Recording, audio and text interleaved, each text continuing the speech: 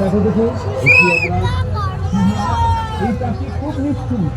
এই অবলা বলদ দিয়ে সারাদিন লাঙ্গল দিয়ে জমি চাষ করিয়ে খাবার দেয়নি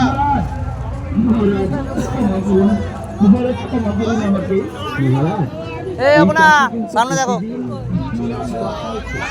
এবং অভাবের সময় গরিবকে দান করেছে, যখন কৃষ্ণ তখন একে 50 বার বেত্রাঘাত করেছে। তাই হবে মহারাজ, তাই হবে। এই উকিল মারা যাওয়ার পরে এখানে কেন?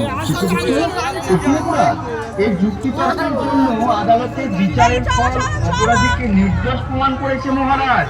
আবার কখনো অপরাধীর কঠিন শাস্তিও হয়েছে। তাহলে তো পাপ ও পুণ্য সমান সমান। কারণ তর্ক যুক্তির ফলাফল বিচার করাই সঠিক বিচার।